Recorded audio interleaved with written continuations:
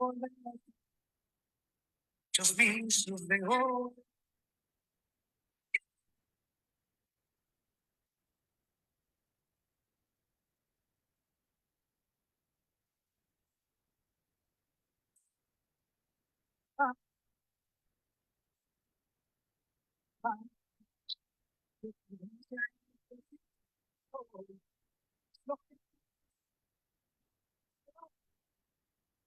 Gloria a Dios.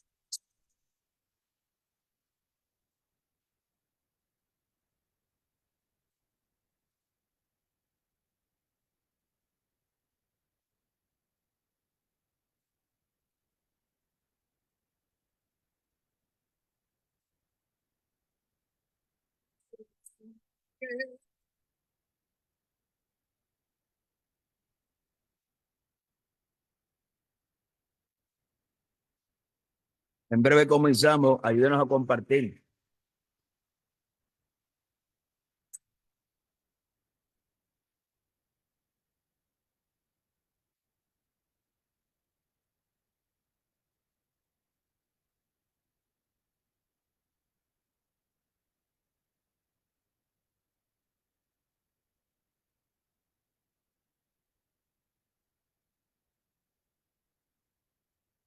Gloria a Dios.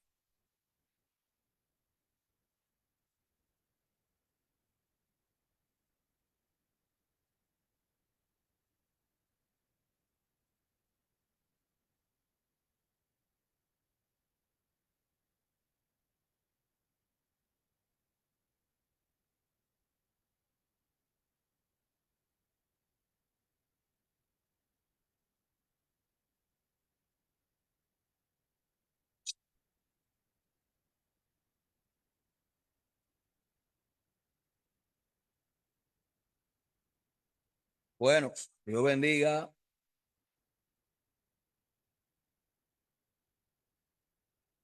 Se escucha. Gloria a Dios. Espero que se escuche. No sé si se está escuchando. Me confían por ahí si se está escuchando. Se lo vamos a agradecer, ya que estamos usando otro medio. Hoy estamos usando otro medio para poder eh, poder transmitir. Vamos a ver si se escucha, si se escucha. Bueno. Sí, se está escuchando por ahí.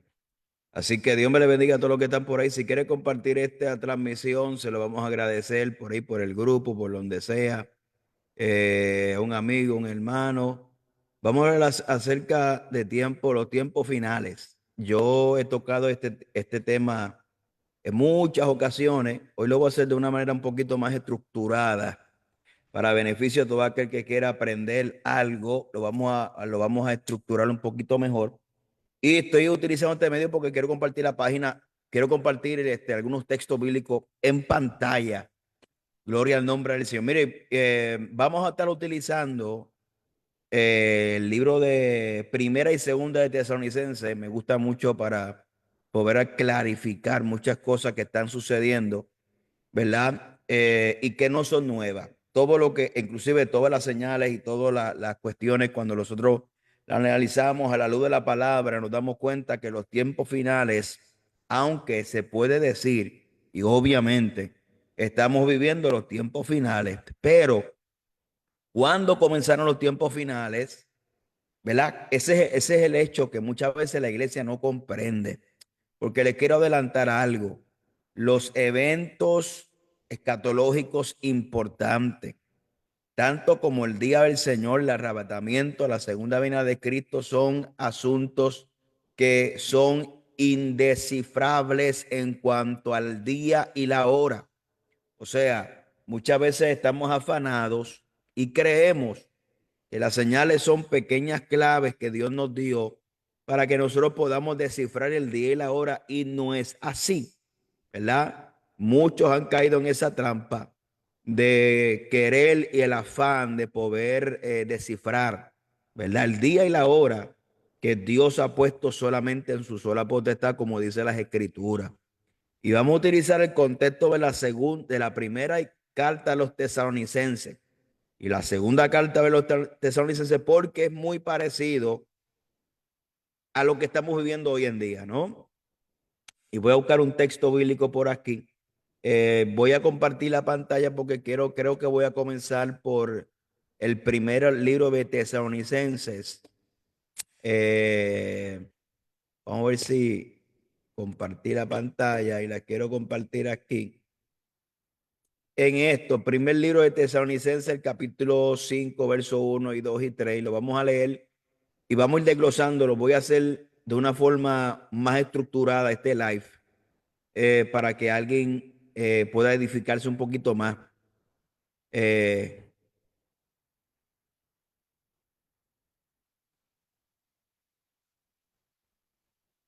estoy buscando un texto bíblico aquí y vamos a comenzar hablando.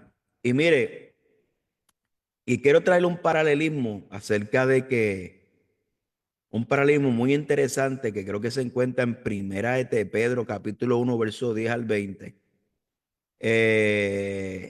Un paralelismo interesante porque los profetas, Pedro hablando, no me quiero salir de esta página porque se me va a ir lo que oscurecí, pero lo voy a compartir como quiera, aunque se me vaya porque sé lo que voy a hablar. Y está en eh, Primera de Pedro capítulo 1. Vamos a buscar el capítulo 1 y vamos a leer del verso 10 en adelante. Y mire qué interesante lo que dice la palabra. Los profetas que profetizaron acerca de la gracia distinta a vosotros, inquirieron diligentemente, indagaron de esta salvación, escudriñaron qué persona y qué tiempo indicaba el Espíritu de Cristo estaba en ellos, el cual anunciaba de antemano los sufrimientos de Cristo para la gloria venidera. A esto se les reveló no para sí mismos, sino para nosotros. Administraban las cosas que ahora os anunciamos, por lo que os predicamos el evangelio por el Espíritu Santo enviado del cielo, cosa de la cual anhelan mirar los ángeles. Gloria al nombre de Jesucristo. O sea, está hablando aquí el texto que inclusive los profetas que profetizaron acerca de la gracia, ellos indagaron en qué tiempo había de venir el Mesías en su primera venida, ¿verdad? En su primera venida, ¿verdad? Y ni siquiera ellos pudieron descifrarlo, ¿verdad? Sino que Dios nos la reveló a nosotros, ¿verdad? A esto se lo reveló no para sí mismo, sino para nosotros, administradores de las cosas que ahora anunciaron. Y ellos estaban indagando. O sea, los profetas que profetizaron de la gracia distinta a vosotros inquirieron diligentemente, indagaron acerca de esta salvación, escudriñando en qué persona y qué tiempo indicaba el Espíritu de Cristo estaba en ellos, el cual anunciaba de antemano los sufrimientos de Cristo. O sea, ellos indagaron en qué tiempo, en qué persona, en qué tiempo iba a venir esta gracia, y ellos ni siquiera pudieron descifrarlo, ni siquiera pudieron descifrar la primera venida de Cristo. ¿Y qué nos hace pensar a nosotros que nosotros podemos ponerle fecha y determinar que aquello o tal cual cosa ha acontecido o acontecerá? Uno de los mayores problemas de la iglesia hoy en día es que nosotros eh, creemos que la profecía bíblica es como si fuera un misterio que descifrar, y más bien es realmente la escatología, el arrebatamiento de la iglesia, los acontecimientos finales deben transmitir del punto de vista esperanzador, el cual nosotros tenemos que reconocer que hemos fallado en poder transmitir este mensaje del fin de los tiempos como un mensaje esperanzador, ¿verdad? Esto lo podemos entender cuando nosotros escudriñamos las escrituras, ¿verdad? Por ejemplo, el asunto del apóstol Pablo, que habló asuntos escatológicos, Juan, el Apocalipsis de Juan, la revelación del Apocalipsis, el único libro profético del Nuevo Testamento, ¿verdad? Y también debemos entender lo que es la supremacía de la comunicación divina para este tiempo, lo cual se encuentra en Hebreos capítulo 1. Lo voy a buscar, Hebreos 1, y lo vamos, Hebreos 1. Mira, escribí mal. Hebreos 1. Gloria al nombre del Señor. Dice aquí, Dios ha hablado por medio de su Hijo. Dice la palabra, Dios habiendo hablado muchas veces y muchas maneras en otro tiempo a los padres por los profetas, en estos posteriores días nos ha hablado por medio del Hijo, a quien constituyó heredero de todas las cosas, por quien asimismo hizo el universo. O sea, esto lo que está hablando es, obviamente, el libro de Hebreo en su contexto, lo que está hablando acerca de la supremacía de Cristo. Y comienza la introducción bien poderosa hablando acerca de que la supremacía de la comunicación divina a través de Cristo supera inclusive a la comunicación de los profetas. ¿Por qué? Porque tenemos la misma palabra revelada, tenemos el logo hecho carne, ¿verdad? Y cuando entendemos eso, vamos a entender que ahora en este tiempo la profecía y los asuntos del tiempo final se manejan de otro punto de vista, porque ese es otro problema que podemos enumerar, muchos problemas que la iglesia tiene y uno de ellos es que la iglesia es incapaz de ver el Antiguo Testamento desde la perspectiva del Nuevo Testamento. La mayoría de las personas no contextualizan la Biblia, ¿verdad? Especialmente el Antiguo Testamento, contextualizarlo y entenderlo desde una perspectiva nuevo testamentaria. Eso es otro agravante que tenemos cuando intentamos de indagar, ¿verdad? Lo que es acerca de los tiempos finales.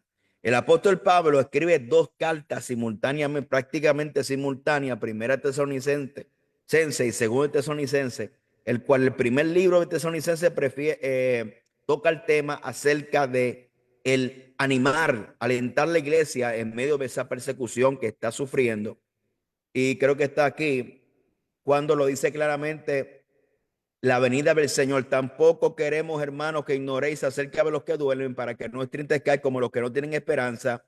Porque si creemos que Jesús murió y resucitó, así también Dios estará con los que durmieron con él. Lo cual os decimos esto en palabra del Señor, que nosotros, los que vivimos, los que hayamos quedado hasta la venida del Señor, no prodeceremos a los que durmieron, porque el mismo Señor con voz de mando, con voz de arcángel, con trompeta de Dios descenderá del cielo y los muertos en Cristo resucitarán primero. Vamos a aumentar esto aquí, porque como que ese anuncio me está estorbando. Eh, Ahora está un poquito más grande. Muy bien. Está diciendo el apóstol Pablo, dice aquí, ok, verso 16, porque el mismo Señor con voz de mando, voz de arcángel y con trompeta de Dios, descenderá del cielo y los muertos en Cristo resucitarán primero. Y luego nosotros los que vivimos, los que hayamos quedado, seremos arrebatados juntamente con ellos en las nubes para recibir al Señor en el aire. Y así estaremos siempre con el Señor. Por tanto, alentados los unos a los otros con estas palabras. O sea, esta epístola es una epístola de aliento, ¿verdad? Es una epístola donde el apóstol Pablo está consolando a esta iglesia que está siendo perseguida, asesinando cristianos. Y el apóstol Pablo está hablando esto. Y ahí hay una gran diferencia entre lo que es el arrebatamiento de la iglesia y lo que es la segunda venida de Cristo. En 1 Tesalonicenses, Pablo habla de unas cosas interesantes porque dice aquí, dice, pero acerca de los tiempos y las ocasiones, no ten necesidad, hermano, de que yo escriba, porque vosotros sabéis perfectamente que el día del Señor así vendrá como ladrón en la noche. Le está diciendo, yo no tengo necesidad de escribirle, ni de indagar, ni de descifrar, como dicen hoy en día, los códigos, porque ustedes saben que ese evento, y ahorita vamos a explicar con lujo de detalle el que es el día del Señor, es un día que no tienen, que es como el día y la hora, nadie lo sabe.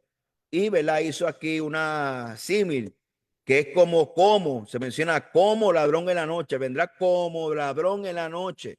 O sea, una comparación, ¿verdad? Cuando el ladrón viene a asaltar, no saben el día o saben el tiempo. O sea, no es que el Señor es un ladrón, está haciendo una símil en cuanto el evento, cómo ocurrirá sin previo aviso, ¿verdad? Entonces, entendiendo eso, Pablo, ni siquiera Pablo, en un tiempo más cercano a la vida de Cristo, no como nosotros que ya han pasado 2000 años, ni siquiera Pablo, en ese lapso de tiempo, del contexto de la iglesia primitiva, su desarrollo, había gente que él, obviamente Pablo tuvo una experiencia con Jesucristo. Pero Pablo muy bien pudo haber entrevistado apóstoles que andaron con Jesucristo, al mismo Pedro, y indagar y hablar aquello y lo otro.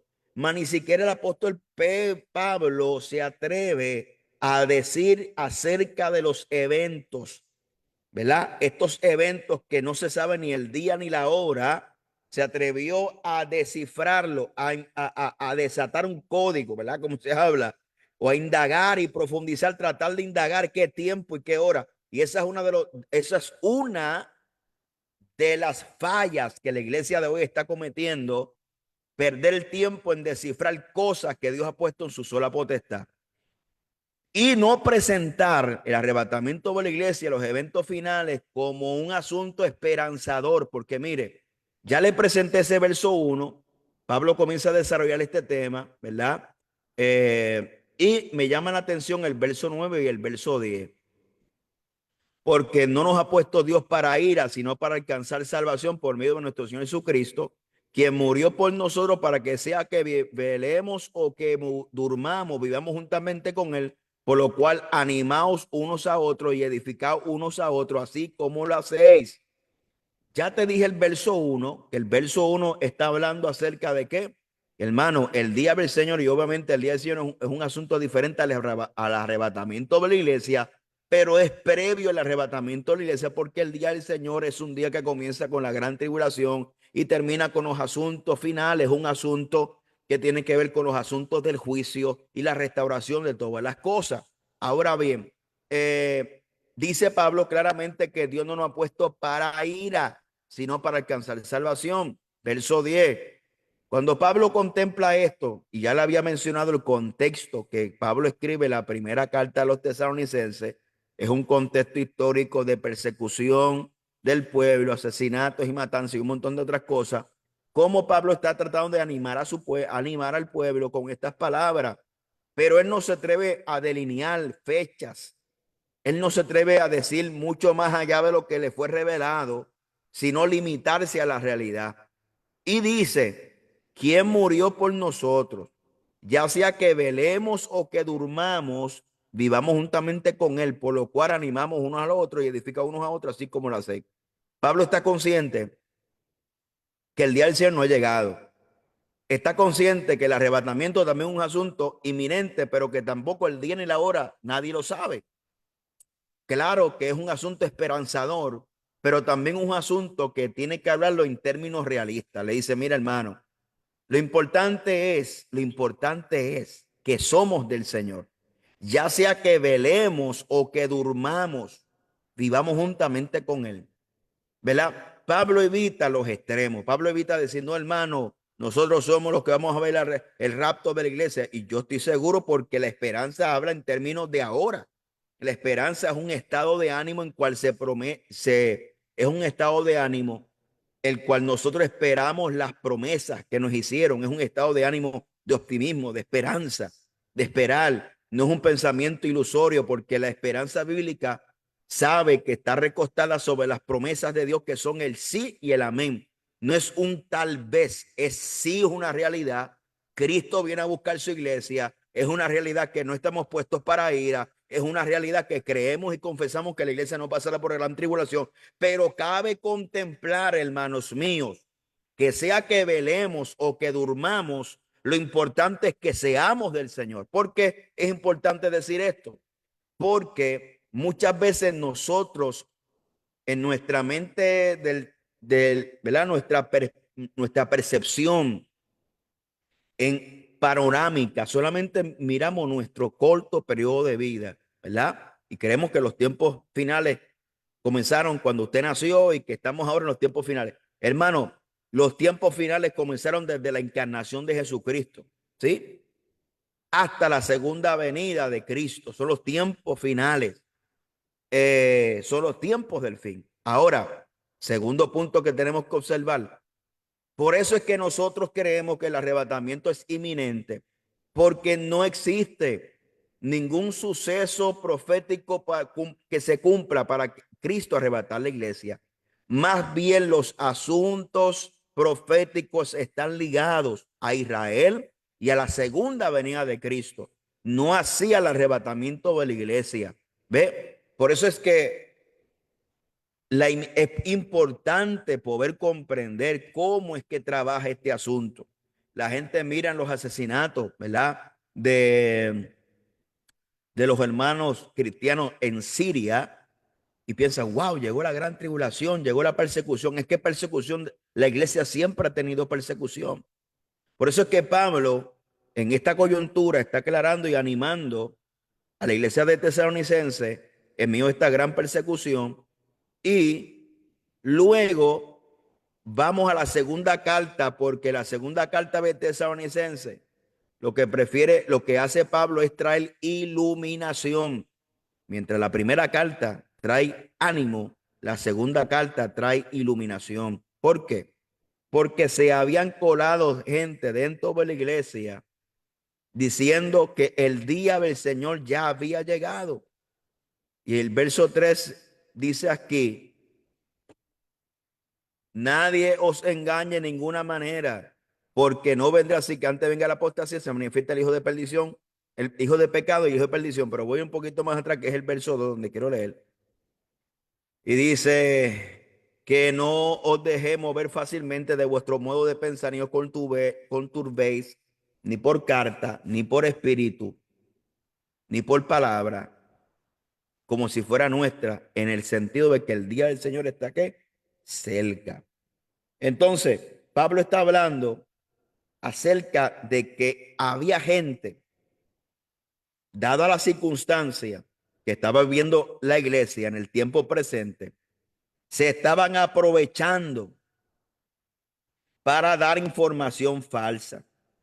Y es muy importante que nosotros entendamos lo que dijo Pablo. Yo hice un post esta mañana acerca de esto en segunda de Pedro capítulo 3, 15b al 17, que dice: nuestro amado hermano Pablo, según la sabiduría que le ha sido dada, os ha escrito casi en todas sus epístolas, hablando de ella estas cosas, entre las cuales hay algunas difíciles de entender, las cuales los indoctos e inconstantes tuercen, como también las otras escrituras, para su propia perdición. Así que vosotros, amados, sabiendo de antemano, guardaos, no sea que arrastrados por el error de los inicuos, caigáis de nuestra firmeza.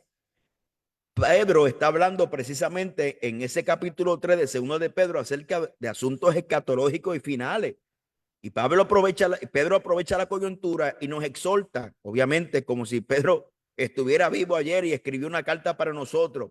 Nos está diciendo, hermano, tengan cuidado, porque gente, primero, no hace entender varias cosas. Número uno, la complejidad de la escatología. Pedro reconoce que Dios le había dado a Pablo una sabiduría especial para transmitir estos asuntos de los acontecimientos finales, ¿vale? La redundancia. Y que había gente que no tienen esa expertise y que lo estaban torciendo para su propia perdición. ¿Cuál es mi consejo para usted? Vaya a los referentes. O sea, no se deja llevar por mí. O sea, mire, vamos, déjese llevar por los referentes. ¿Qué es un referente? Un referente es un punto de referencia. Por ejemplo, si yo menciono, para mencionar algunos, puntos referentes de un evangelista ganador de almas en los tiempos pasados, pues a mí se me viene a la mente Gigi Ávila, porque es un referente acerca del tema. Arrebatamiento, Gigi Ávila, un tema referente del tema. Y no solamente eso, hay multitudes de libros, ¿verdad? Que hay referentes del tema escatológico. El problema de la iglesia es que quiere las cosas masticadas, dirigidas. La gente quiere las cosas masticadas y dárselas. Y hay cosas que tú tienes que picar piedra. Hay cosas que tienes que meterte a escudriñar. Mire, nosotros a veces damos cursos de escatología y de otros temas, donde la gente se le hace a veces difícil hasta invertir en las cosas. Entonces, hay gente que lo único que sí les va a criticar, discúlpeme, ¿verdad? Pero es la pura realidad. Y muchas veces, voy a compartir esto por aquí, muchas veces la gente quiere saber, pero no quieren invertir. ¿En qué tú te refieres, Pastor? Bueno, por ejemplo, aquí le voy a compartir una herramienta. Este es mi logo que tengo, wow, no más de 5 años más, no sé ni ya yo perdí la cuenta. Todo esto son comentarios bíblicos, todo esto son comentarios bíblicos. Hay una grande rama, hay una grande gama de herramientas. Entonces la gente no quiere, esto a mí me costó mil y tantos dólares. O sea, que habla con precio para que la gente entiendan que si la gente quiere saber, la gente quiere indagar, tiene que invertir. O sea, usted no puede ser un maceta. La gente quiere indagar, la gente quiere profundizar, pero a fuerza de youtuber, a fuerza de fulano que salió los otros días, a fuerza de vengano, la gente no quiere leer, la gente no quiere invertir, ¿verdad? Para poder aprender, para poder ser eficaz en el ministerio, para que si usted tiene un ministerio, la idea es que usted vaya creciendo, ¿no? Y que vaya expandiendo su conocimiento para poder tener mejor herramienta para poder edificar el cuerpo de Cristo. Y esa es la pura verdad. Entonces la gente no quiere invertir, la gente no quiere leer, la gente, por eso es que hay tanto engaño, porque la gente no quiere pagar el precio de ninguna manera, ni siquiera leerlo. Es más, yo puedo estar seguro que les regalan los libros, ni siquiera lo leen, porque está el vago, hermano, que hace orilla. Esa es la pura verdad. Ahora bien, Pedro está diciendo que ¿quiénes son los que tuercen las escrituras, específicamente en ese contexto de segunda de Pedro capítulo 3, que menciona a Pablo diciendo, bueno, es que Pablo Dios le dio una sabiduría y hay gente por ahí que aunque Pablo Dios le dio sabiduría, hay cosas difíciles de entender. Pedro lo reconoce y bueno, lo conocemos, que hay cosas difíciles de entender referente a la escatología. Y dice que hay gente que son indoctos. ¿Quiénes tuercen esto? Los indoctos, que es un indocto, se refiere a una persona acerca que carecen de conocimiento y educación especializado referente a la doctrina y la enseñanza cristiana. Por eso es que hay un sancocho tremendo. Por eso es que cada cual define sana doctrina a su antojo. La gente define en santidad como a ellos les venga en gana. La gente define la escatología como a ellos les parezca. ¿Por qué? Porque como son indoctos, Pablo dice, Pedro reconoce que Pablo dice cosas difíciles de entender referente a la escatología y Pedro nos dice que son indoctos los que las tuercen. Y segundo, los inconstantes. ¿Quién son personas inconstantes? Son las personas que son inestables en su fe y convicciones. Búsquese a ver todo aquel que ataca el arrebatamiento pretribulacionista, ¿verdad? Hoy, y ahora son post-mid o no creen ni en la luz eléctrica, antes lo fueron. Pues ya eso a mí me da a entender que no es un referente. Porque una persona que cambia, que es inconstante en sus convicciones, no puede ser un referente. No puede ser un referente. Porque un referente siempre tiene que haber constancia de sus convicciones, doctrina, confesión de fe.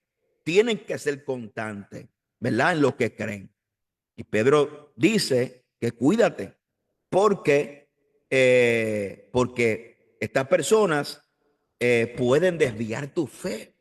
¿Ve? Por eso es muy importante que podamos entender estos asuntos para poder entender en qué tiempo profético estamos viviendo.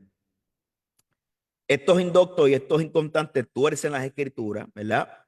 Eh, y la recomendación de Pedro le dice, así que vosotros, oh amados, sabiéndolo de antemano, guardaos, no sea que sea arrastrado por el error de los inicuos, que hagáis de vuestra firmeza, antes bien crecer en la gracia y el conocimiento de nuestro Señor y Salvador Jesucristo. Ahora bien, si nosotros creemos en una doctrina fundamental, yo creo en la doctrina de la Biblia, ¿verdad? Y la doctrina de la Biblia enseña que la palabra es inspirada de acuerdo a segunda de Timoteo capítulo 3, verso 15, que entendemos que toda la escritura es inspirada por Dios, útil para corregir, para instruir, ¿verdad? Para exhortar, para reprender y para instruir a fin de que seamos enteramente preparados para toda buena obra. ¿Ve? Ahora bien, si estamos claros en ese punto, ahora entendemos que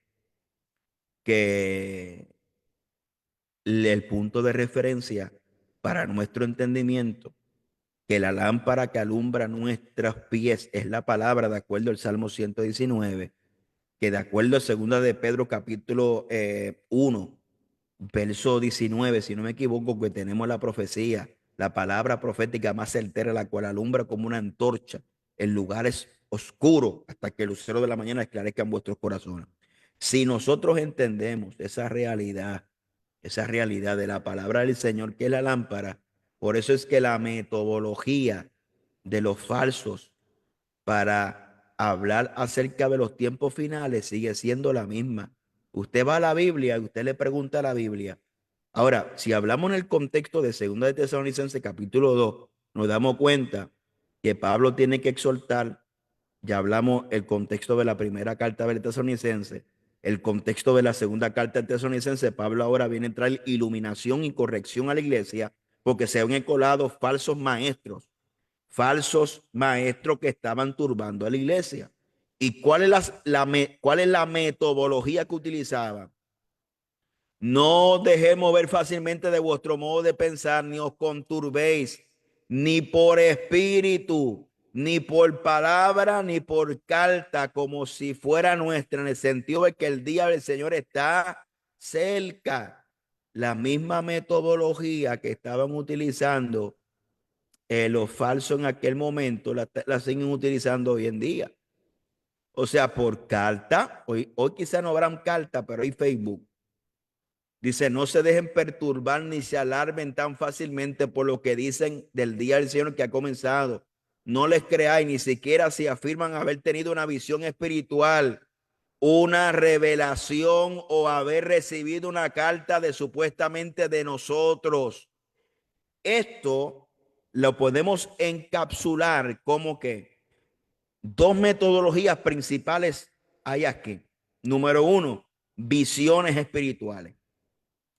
Eso se llama una de las cosas y las deficiencias que tiene la iglesia hoy en día es que no sabe diferenciar entre lo que es espiritual y un espiritualista, de lo que son experiencias personales con el Señor y que Dios habla a través de visiones y sueños y revelaciones, pero que esos sueños y revelaciones tienen que estar sujetos a la revelación máxima que es la palabra de Jesucristo. Todo sueño, visión, voces audibles, lo que sea, ángeles, si va contrario al mensaje de la palabra, es anatema, de acuerdo a el libro de Gálatas. Si aún nosotros o un ángel del cielo desciende del cielo anunciando otro evangelio, si anatema. ¿Por qué la iglesia de hoy le da tanta credibilidad a visiones, sueños, revelaciones de personas que salen por YouTube alegando que ven y que oyen y que aquello y que lo otro, cuando tenemos la revelación más grande que es la palabra de Jesucristo? ¿Por qué la iglesia desprecia tanto la palabra del Señor? ¿Usted sabe por qué? Porque la apostasía se ha infiltrado. Hay gente que están haciendo el mismo trabajo que hizo la serpiente en el huerto del Edén. Cuál es ese trabajo? El trabajo que le sembró la duda. Le dijo a Eva, con que Dios ha dicho, con que Dios ha dicho. Ese es el pasatiempo favorito. Hay podcast, youtuber, página de Facebook, que su tiempo favorito es poner en tela de juicio la palabra escrita. Temas como que la Biblia está llena de errores. Temas como que la Biblia la escribió un hombre. Temas como que son como son idólatras de la Biblia. No es que seamos idólatras de la Biblia, es que es la regla, es la guía de conducta. No. ¿Y qué vamos a coger? Lo que tú dices. ¿Qué punto de referencia partimos nosotros los creyentes de lo que dijo Josefo, de lo que dijo Mengano, de lo que dijo Sultano? Claro que hay algunos escritores que tienen un valor histórico, pero de acuerdo a la doctrina de la Biblia, la cual afirmamos y creemos que la Biblia es inspirada por Dios y contiene revelación, ¿verdad? Y que cuando leemos las escrituras, el Espíritu Santo los ilumina para poder entender las grandes verdades de la palabra del Señor. Creemos que es el libro que cuando nosotros lo escudriñamos, podemos el autor se hace presente. La Biblia fue inspirada por el Espíritu Santo, ¿verdad? 40 autores, diferentes tiempos, 1600 años de historia con un mensaje. Cómo el hombre cae, cómo Dios amoroso envió a su Hijo para la redención y cómo al final de la historia Dios redime a los seres humanos y redime esta tierra para volver al plan original que se había desviado desde el huerto del Edén. O sea, es el plan de redención y salvación del hombre. 40 autores, 1600 años de historia, 40 autores de todos los backgrounds posibles, de todas las profesiones posibles, con un solo mensaje que no se contradice. Pero hay gente que están empeñados en socavar la fe de la iglesia, ¿verdad? Y como la iglesia no lee, como la iglesia no escudriña, y sobre todas las cosas, ha descuidado la unción del santo que decía Primera de Juan capítulo 2. Y vosotros tenemos la unción del santo, y la unción del santo os enseñará todas las cosas.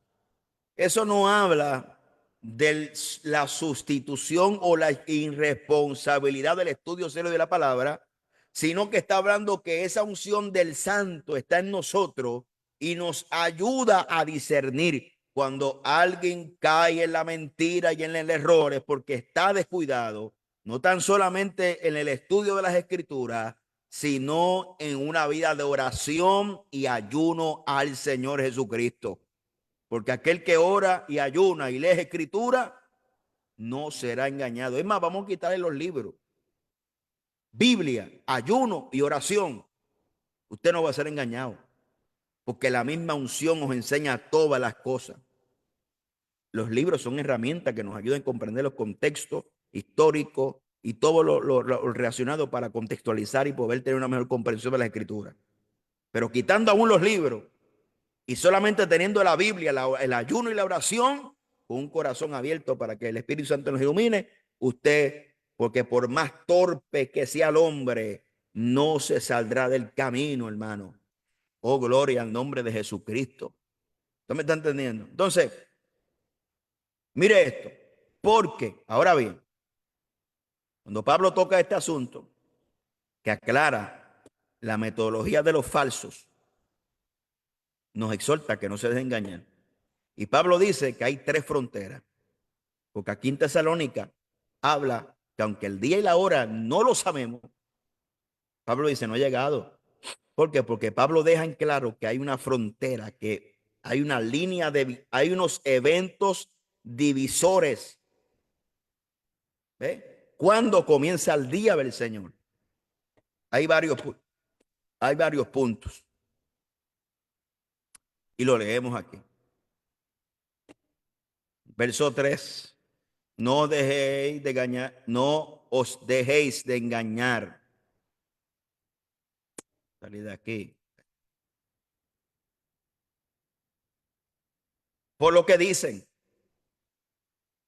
pues aquel día no vendrá hasta que haya una gran rebelión contra Dios, que se da a conocer el hombre de anarquía, el hombre de perdición, estamos leyendo la Nueva Traducción Viviente, aquel que trae destrucción, se exaltará a sí mismo y se opone a todo lo que se llama Dios y cada objeto de culto, incluso se sentará en el templo de Dios afirmando que es Dios mismo.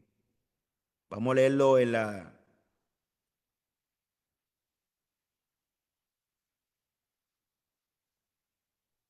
Reina Valera 60. Alábalos y puede. Nadie os engañe en ninguna manera. Otra vez. Porque no vendrá sin que antes venga la apostasía y se manifieste el hijo de pecado, el hijo de perdición, el cual se opone y se levanta contra todo lo que se llama Dios y es objeto de culto, tanto que se sienta en el templo de Dios como Dios, haciéndose pasar por Dios. ¿No os acordéis cuando yo estaba todavía con vosotros y os decía esto?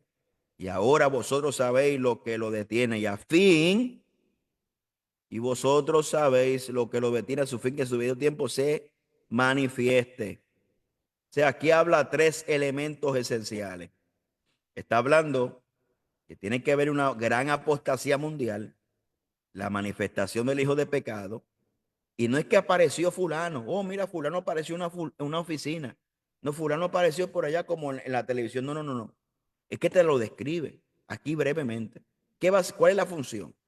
Primero, hombre de pecado. Promocionará todo tipo de pecado, inclusive cuando nosotros analizamos el Apocalipsis, no solamente para ver los meteoritos y para ver los asuntos como los que van ¿verdad? Que van a estremecer el universo y la tierra, los juicios, sino que también hay una pequeña vista que podemos ver en el Apocalipsis de la sociedad en aquel tiempo. Inclusive a Israel se le dice Egipto y Sodoma, del gran pecado que abunda en esa tierra. El pecado será terrible, arropará toda la faz de la tierra 1000 veces más de lo que estamos viendo ahora. Dice que es el hijo de perdición, se opone y se levanta contra todo lo que se llama a Dios y es objeto de culto. Fíjese bien, el anticristo no solamente se opondrá a Dios, sino todo aquello que represente una deidad. Por eso es que el anticristo imita tanto a Dios, como Dios no comparte su gloria con nadie, él tampoco compartirá su gloria con ningún otro Dios. Por eso es que en repetidas ocasiones, de acuerdo al contexto de Apocalipsis capítulo 13, podemos entender que la última religión mundial no será un ecumenismo, será una adoración plena a Satanás de acuerdo y a los demonios y al anticristo de acuerdo a lo que dice Apocalipsis capítulo 13. La última religión mundial, la fe, por eso que Cristo dice, hallará fe el Hijo del Hombre cuando venga a la tierra. ¿Por qué? Porque habrá una decadencia brutal en la fe, en la gran tribulación. Eh, Todas las religiones serán eliminadas. Habrá una exaltación del hijo de perdición. Eso lo dice en Apocalipsis capítulo 13, que se le rendirá culto. Y hay un poder restrictivo que lo quita. Ahora, mi pregunta es, si el anticristo apareció, ¿cuándo fue que se quitó el poder restrictivo? Yo no me enteré. Hay un poder restrictivo que retiene la manifestación del anticristo. O sea, Pablo dice, el día del Señor no ha llegado, nadie se alarme, aquí no ha llegado el día del Señor. Hay tres cosas que tienen que pasar: la apostasía mundial, la manifestación del Hijo de Perdición, el anticristo, el personaje escatológico, ¿verdad? Y el poder restrictivo tiene que ser quitado del medio. Ahora, ¿cuál es el poder restrictivo? No hay cosa más poderosa sobre la faz de la iglesia, sobre la faz de la tierra, que la iglesia, llena del Espíritu Santo. Cristo lo dijo, las puertas del infierno no prevalecerán en contra de ella. Cuando hablamos de puerta, hablamos de reino, autoridad, dominio. ¿Sabe? La iglesia es tan poderosa que cuando avanza, las tinieblas no prevalecen en contra de ella, hablando como esta iglesia que rodea el globo terráqueo, visible e invisible. ¿Ve? Ahora bien, voy a compartir un comentario, porque si estamos hablando de referente, o sea, lo que yo estoy hablando no me lo inventé. Eh, Estamos hablando de referentes. Pues vamos a buscar un referente que es un comentario bíblico y dice de la siguiente manera: comentario Apocalipsis, segunda Tesalonicenses capítulo 2 verso 3a. En cuanto al arrebatamiento de la iglesia, no hay señal que esperar, lo que hablamos ahorita, que es inminente. El regreso de Cristo para tal propósito es inminente, que quiere decir que en cualquier momento, sin previo aviso, Él puede aparecer. En cambio, hay señales que se deben cumplir antes de que comience el día del Señor. Nadie os engaña de ninguna manera, se refiere a lo dicho, ¿verdad? Por estas noticias fraudulentas. Ahora, el día del Señor no vendrá sin que antes venga la apostasía. La palabra apostasía se define como una deserción, abandono o desviación de la religión de uno. A través de los siglos ha habido mucha apostasía de la fe cristiana y abundan en la actualidad. Sin embargo, lo que se tiene en mente aquí no es algo ordinario. Se refiere a una deserción de masas intensas, culminantes, que realizan contra Dios. Ese suceso prepara el camino que se manifieste el hijo de pecado. Pablo describe la apostasía en Primera de Timoteo capítulo 4, verso 1 al 3, pero dice el Espíritu claramente que en los posteros tiempos algunos apostatarán de la fe, escuchando espíritus engañadores y a doctrinas de demonios, por la hipocresía de mentirosos que teniendo la conciencia cauterizada prohibirán casarse, mandando tenerse de alimentos que Dios creó para la acción de gracia. ¿Ve? Ahora bien, vendrán tiempos de apostasía, lo dice la Biblia. Los hombres escucharán espíritus engañadores. Ahora, esto es otro elemento que tenemos que entender. Yo no sé cuánto tiempo llevo aquí, pero no quiero ser muy largo.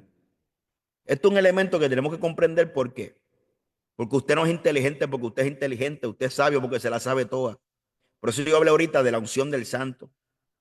Esta guerra espiritual es una guerra también que si nosotros vamos al plano secular, por ejemplo, si vamos a la guerra de Vietnam, ¿verdad?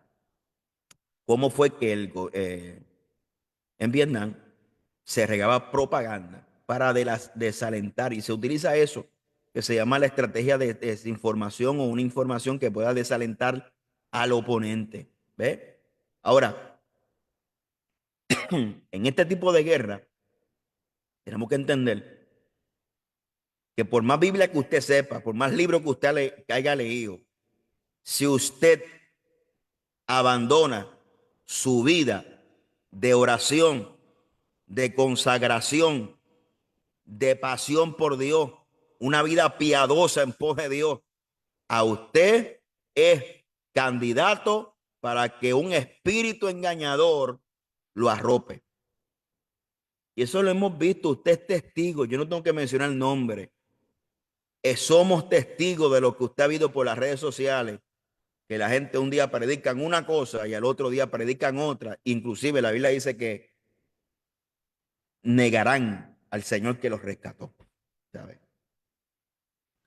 Entonces, porque esto es una construcción holística de muchos aspectos: oración, ayuno, palabra, escudriñar, congregarme, hacer trabajo para Dios, ser fructífero en la obra. Pero lo más que puede traer el espíritu engañador, aunque usted se sepa toda la Biblia de rabo a cabo, si usted no ora y pierde la unción del Espíritu Santo y contrista al Espíritu Santo, y si está en pecado dentro de la iglesia, usted es un candidato para que un espíritu de error lo visite. ¿Y cómo operan los espíritus de error? Bueno, vamos a ver si yo tengo algo aquí. Tengo un comentario aquí, que este comentario da una reseña de una obsesión con el fin. Esto fue en Waco, Texas. Obsesionado con el fin del mundo, los seguidores de David, no voy a, ese apellido está difícil, creían que la batalla del Armagedón ya había comenzado, y estoy leyendo aquí. Creían que la batalla del Armagedón ya había comenzado. Cuanto más ataques y personas armadas rodeaban el sitio donde se hallaban, por orden del gobierno, más creyeron que eran el enemigo atacando desde afuera. Murieron ancianos, adultos, jóvenes, niños, creyendo la mentira. Ellos no habían comprendido, según de Tesalonicenses, advirtiéndoles del engaño y la tendencia que llegaría a tener una obsesión con el fin del mundo. Cayeron en la mentira porque desconocían del amor de la verdad para ser salvos. Eso pasó en Waco, Texas, y está en la historia. Espíritus engañadores, espíritus de error, como el que tenía Mita y condenación, la secta de Mita y de Aarón hasta el sol de hoy.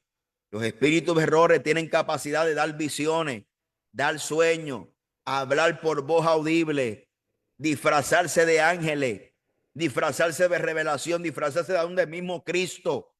Y me llama la atención. Hace poco estaba escuchando un mensaje de Héctor de la Cruz,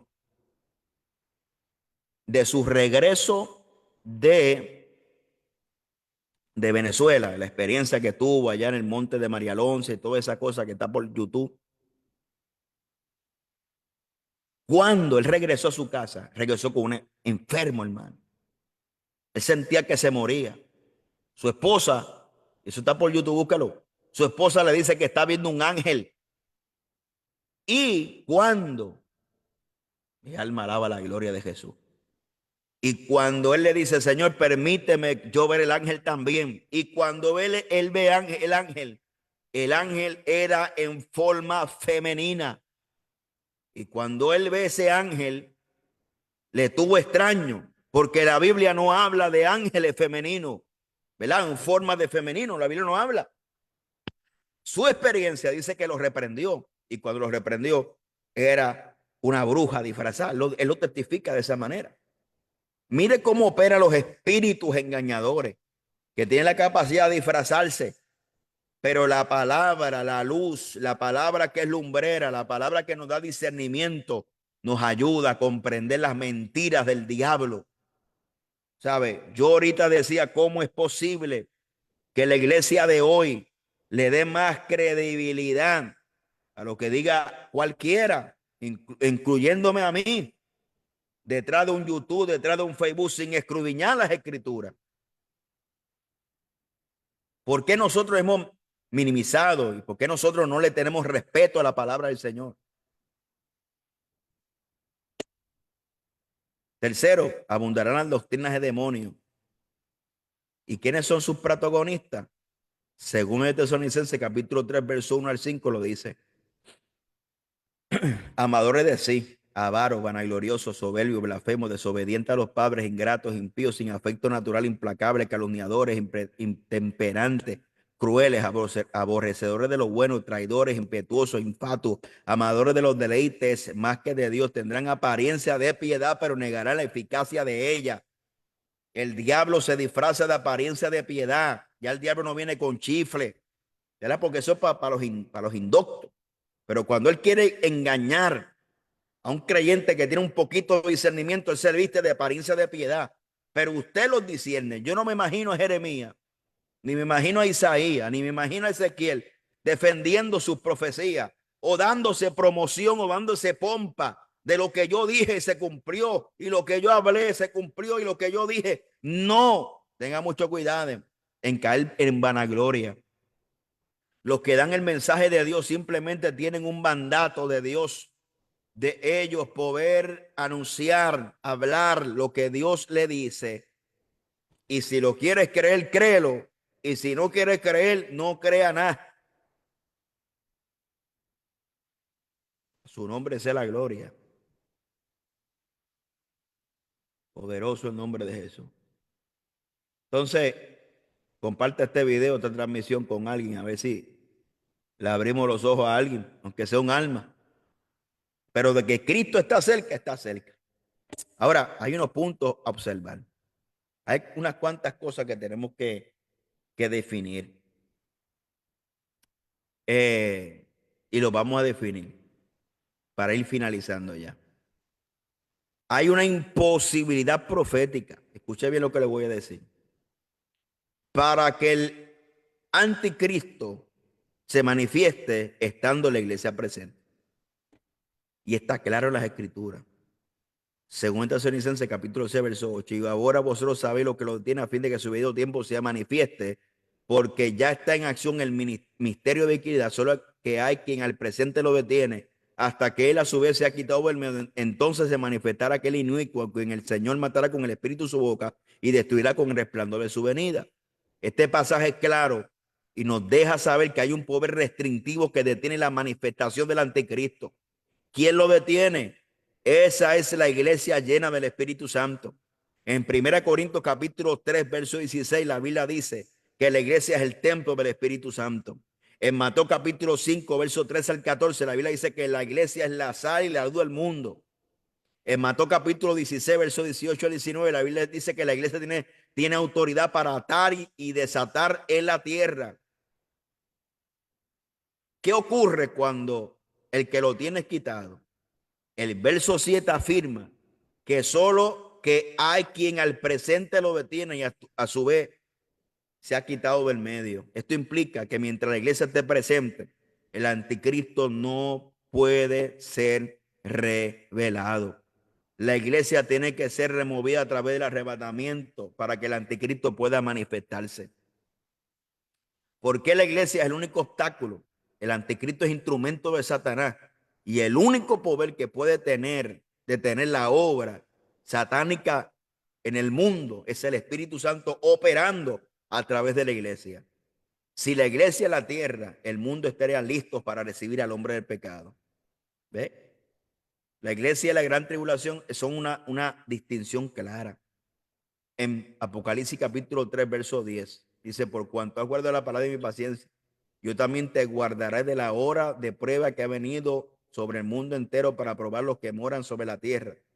Este versículo afirma y revela una promesa específica de la iglesia que va a ser guardada de la gran tribulación. Si el anticristo es el protagonista de la gran tribulación, ¿cómo podría manifestarse con la iglesia aún presente en la tierra? Mire, hay una gran diferencia entre guardado de y guardado en. Y esa frase, te guardaré, en el griego, significa ser sacado fuera de. No significa ser protegido dentro. Esto confirma que la iglesia no pasará ni estará presente cuando llegue la gran tribulación. La gran tribulación no es para la iglesia. Está destinada para los moradores de la tierra, no para la iglesia. Apocalipsis capítulo 3, verso 10. El tiempo de la angustia de Jacob es para Israel, no para la iglesia. Jeremías 37. Un periodo de juicio divino para el mundo que ha rechazado a Cristo, pero la iglesia ha sido justificada por su sangre de acuerdo a Romanos capítulo 5, verso 9. ¿Sabe? Están claras las evidencias por todas partes. Claro, que hay algunos que pretenden derribar estos argumentos bíblicos, claro, fundamentos doctrinales, bajo un espíritu de error, alegando teniendo visiones y señales y un montón de cosas. La Biblia es clara. Yo sigo apostando a la Biblia porque la Biblia no falla. Todo cumplimiento pasado, presente y aún los que faltan por cumplirse, ni una tilde pasará, nada se quedará sin cumplimiento. ¿Ve? Todo viene al cumplimiento. Y para ir finalizando, para ir explicando lo que es el día del Señor en el Antiguo Testamento. En Isaías capítulo 13, verso 9 dice, aquí el día de Jehová viene terrible de indignación, ardor e ira para convertir la tierra en soledad y raer de ella sus pecados. Joel 2, 1, 2. Tiemble los montes y las tierras porque viene el día de Jehová, porque está cercano día de tiniebla y de oscuridad. Fíjense bien cómo dice, día de tiniebla y de oscuridad. ¿Y cómo la iglesia estará presente si Él luce en medio de las tinieblas? Esa luz se tiene que apagar, tiene que ser quitada, tiene que ser removida para que el anticristo se manifieste, el hijo de perdición. Tiene que haber oscuridad y tiniebla, pues porque es el escenario perfecto para que el anticristo se manifieste. Sofonía 1, 14, 15 dice, cercano está el día de grande de Jehová, cercano, muy próximo, día de ira, aquel día de angustia y de aprieto. El día del Señor en el Nuevo Testamento, ejemplo del Nuevo Testamento, y se amplía. Es un periodo, que se refiere a un periodo futuro en el cual Dios juzgará a la humanidad y establecerá su reino. Ejemplo de ello, lo que leímos al principio de este video, 1 Tesalonicenses capítulo 5, 2. Porque vosotros sabéis perfectamente que el día del Señor vendrá así como ladrón en la noche. Segunda de Pedro capítulo 3, verso 10. El día del Señor vendrá así como ladrón en la noche, el cual los cielos pasarán con gran estruendo y los elementos arderán, serán deshechos. Apocalipsis 6, 17. Porque el día grande de su ira ha llegado y quién podrá sostenerse. En el contexto del Nuevo Testamento, el día del Señor está asociado con juicios y la gran tribulación, la segunda venida y el establecimiento del reino milenial de Jesucristo. Esta característica del día del Señor tiene varias características escatológicas. Es un evento repentino e inesperado, como lo dice Pablo en 1 Tesalonicenses capítulo 5, versos 2 y 3. Y cuando la gente diga paz y seguridad, pero el juicio vendrá de repente. Segundo, incluye la gran tribulación en Apocalipsis 6, 19. O Apocalipsis capítulo 6 hasta el capítulo 19. Un tiempo de juicio divino sobre la faz de la tierra afectará a los incrédulos y a las naciones rebeldes. Tercer característica del Señor. Concluye con la segunda venida de Cristo. Cristo regresará en gloria y derrotará al anticristo y su ejército y establecerá su reino milenial. Y cuarto, transformará la creación. En 2 de Pedro capítulo 3, verso 10 dice que los elementos serán deshechos con fuego y se cumplirá lo que Cristo, la palabra dice, cielo nuevo y tierra nueva, y como Pedro dice, que nosotros esperamos su promesa, ¿verdad? Cielo nuevo y tierra nueva donde mora la justicia de Dios. La relación con el arrebatamiento y la tribulación. El día del Señor entendemos que no es lo mismo que el arrebatamiento, pero el arrebatamiento es cuando la iglesia es sacada del mundo antes del juicio, y el día del Señor es el tiempo de juicio y restauración que sigue de luego del arrebatamiento. El día del Señor abarca desde la gran tribulación hasta el juicio final. Entonces, estas cositas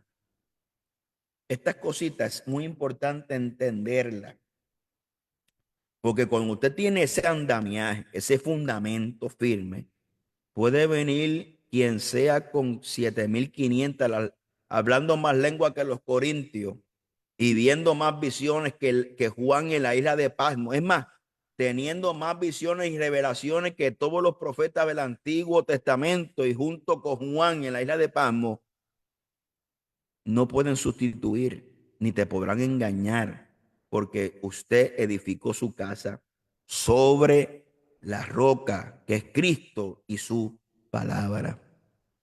Que Dios nos ayude a vencer, hermano. Que Dios nos ayude a vencer. Así que yo quiero decirle una última palabra de exhortación.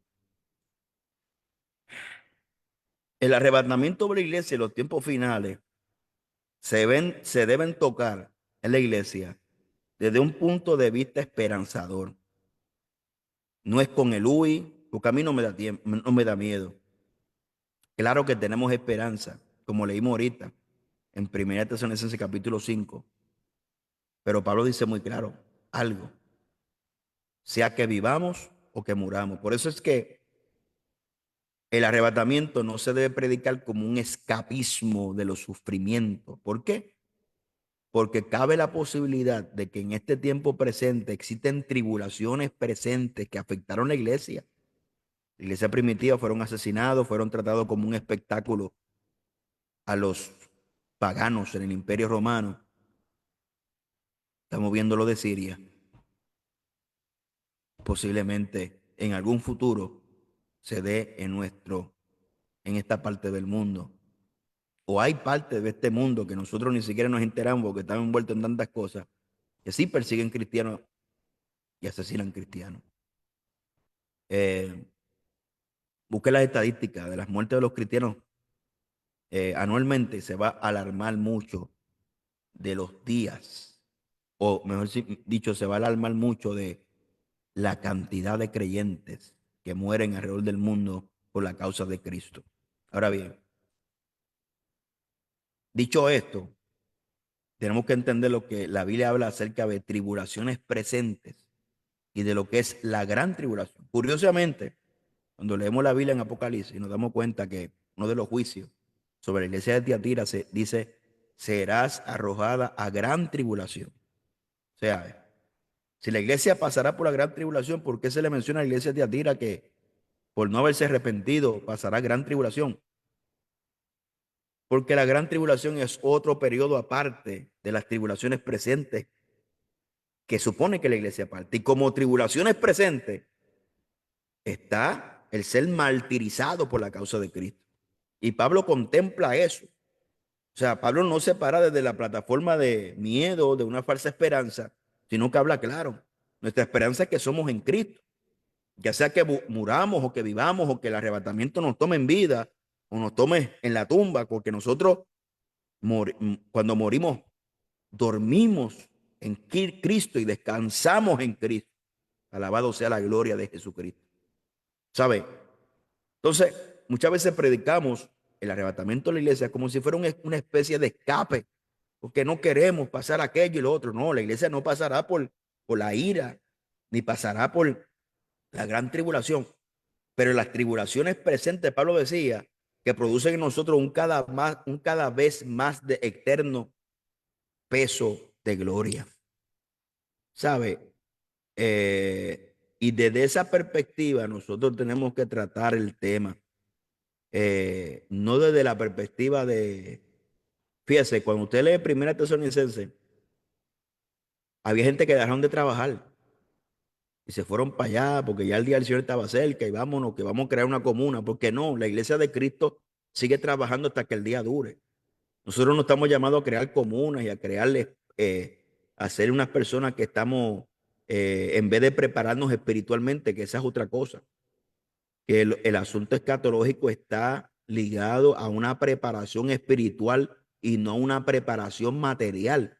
Yo no veo en ningún lado el apóstol Pablo aconsejando a Tesalonicense que haga compra y se vaya para las cuevas y se vaya para allá y se vaya a refugiar y se vaya aquí. No, hay una preparación espiritual, siempre está ligado al velar, a orar, prepara tu alma, prepara tu espíritu, límpiate sin mancha, sin arruga, sé sobrio. ¿Ve?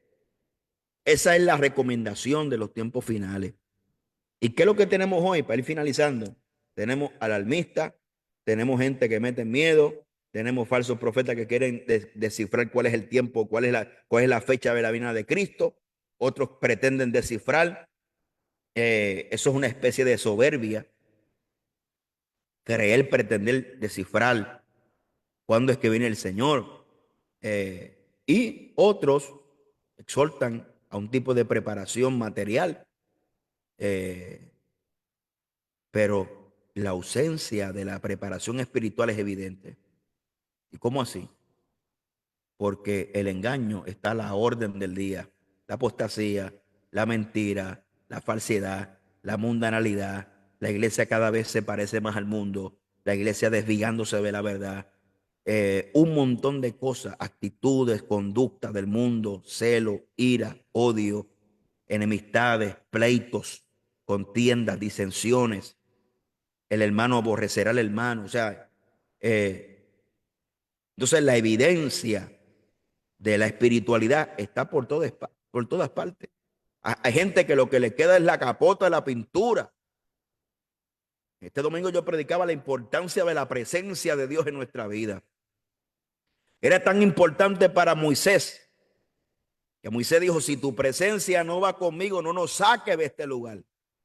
Israel perdió de vista cuando Moisés fue a Faraón y le dijo, dile a mi pueblo, deja ir a mi pueblo para que me celebre fiesta en el desierto. Ellos se perdieron la fiesta en el desierto. Estaban pendientes a los asuntos materiales. ¿Y qué fiesta hablaba? Era una fiesta de milagro. Maná caía, los codornices, la roca botó agua, las aguas amargas de Mara se convirtieron en dulces, la columna de nube, la columna de fuego, el monte Sinamí humeaba, luego se mudó Jehová al tabernáculo, centro del pueblo. Israel se perdió la verdadera esencia de la fiesta. No estaba en Canaán, estaba en el desierto. ¿Ve? Entonces, nos estamos perdiendo, hermano. La presencia de Dios en la vida de la iglesia está ausente. Es una cosa increíble. La gente cada vez ora menos, escudriña la Biblia menos. Y esto está por todos lados presente. Que Dios nos ayude.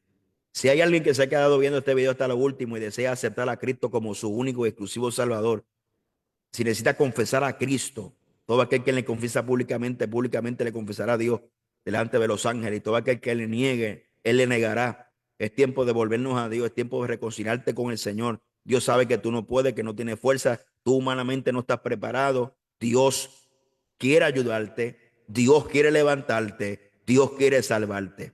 Responde al llamado de Dios. No basta saber que Dios te ama, tienes que responder al llamado del amor de Dios y servirle en espíritu y en verdad.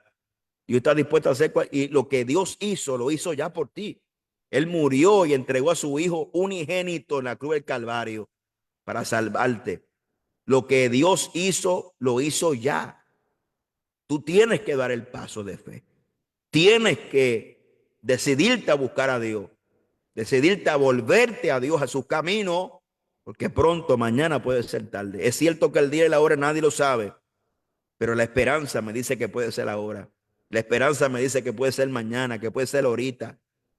No sé cuándo viene, pero lo sigo esperando todos los días. Esa es mi esperanza. Esa es mi esperanza. Y Cristo está a las puertas. Esa es la pura verdad. No es tiempo de estar jugando al cristiano, de estar jugando yo no sé qué, al pastor, al evangelista, al misionero. Es tiempo de buscar a Dios de verdad. y dejar todo lo que Dios dice que dejemos por la causa de Cristo. El problema es que estamos preparando un evangelio y estamos formando un evangelio a la carta, un evangelio que nos quede bien a la talla, pero no queremos el evangelio Cristo, de Cristo, el real, el que tengo que morir, el que tengo que arrancar, el que tengo que renunciar, el que tengo que morir cada día, el que tengo que coger la cruz para seguir a Cristo. Ese evangelio no lo queremos. Queremos el evangelio que nos caiga bien, que no hay que renunciar, que no hay que hacer nada. Eso no es evangelio de Cristo. Así que yo lo voy a dejar con este pensamiento, no sé ni cuánto hablé por aquí, pero es una de las pocas veces que me dedico estructuradamente a poder enseñar por aquí. Así que espero que alguien le saque provecho y que podamos alimentar a alguien, que podamos, ¿cómo te digo? Edificar a alguien. Así que si está por el área de Austin, estamos en Austin, la iglesia Jesucristo, Iglesia Pentecostal Jesucristo, Palabra y Poder, en la 6222 Manor Road, Austin, Texas, 78723. Por el momento estamos los días domingo, 4 de la tarde, martes, 7:30 de la noche. Más tarde vamos a abrir el jueves, el viernes y algunos otros días más para la gloria de Dios. Dios está haciendo cosas muy bonitas. Anoche no pudimos transmitir, pero Dios se ha movido de una forma extraordinaria para la gloria de Jesucristo. Así que ahí encarecidamente le anhelamos sus oraciones para que Dios nos siga sosteniendo con su gracia y su bondad. Si hay alguien, nosotros desde el 2020 hemos abierto cursos, no somos institutos bíblicos, damos cursos. ¿Qué curso te da, pastor? Bueno, nosotros identificamos la necesidad en el cuerpo de Cristo y dedicamos cursos trimestrales para poder educar a las personas. Nosotros hemos impactado desde el 2020, bueno, mal contado, más de 2,000 personas, más, creo más, desde Europa, todo Estados Unidos, Canadá, Centro, Suramérica. Eh, Hay países que nosotros identificamos de escasos recursos que damos becas totalmente gratis. Hemos dado becas a pastores en Cuba, en Nicaragua, en Venezuela, en diferentes países. Y nuestro objetivo es, por ejemplo, tenemos un curso nuevo de Daniel y Apocalipsis. O sea, es de Apocalipsis integrando a Daniel. Le damos el material. Van a ser 4 meses porque lo queremos coger con calmita. Nosotros damos ante Apocalipsis, escatología. Este es un curso totalmente nuevo con un libro nuevo. Por ahí está el post, si quieres verificarlo. También tenemos otros estudios más dirigidos al cuerpo ministerial, pastores, evangelistas, misioneros, aquellos que desean servir. Tenemos método de estudio y tenemos el consejería pastoral, ¿verdad? La consejería pastoral, siempre y cuando en los Estados Unidos se dentro del contexto ministerial y no terapéutico como doctor, no es demandable, para aquellos que me han preguntado. Sí, dentro del contexto, y aconsejar no es decirle a la gente lo que tienen que hacer, es una sugerencia, ¿verdad? Siempre sea dentro del contexto de una corporación sin fines de lucro o el contexto ministerial espiritual, se puede hacer. Así que eh, van a ser los miércoles. Comenzamos en abril 19, miércoles, 8 de la noche. Por ejemplo, la clase de Apocalipsis Daniel, de 1 hora y 15 minutos, no pasamos semanal. Ahí vamos a estar educando 1 hora, porque tengo otra clase que dar. Doy 2 clases los miércoles. Si a alguien le interesa, escríbame inbox. Por ahí está el anuncio. Escríbame. Y para nosotros será una bendición poder compartir la palabra con usted. Así que Dios me lo bendiga, Dios me lo guarde, la gracia y la paz de Dios con cada uno de ustedes. Me le bendiga mucho.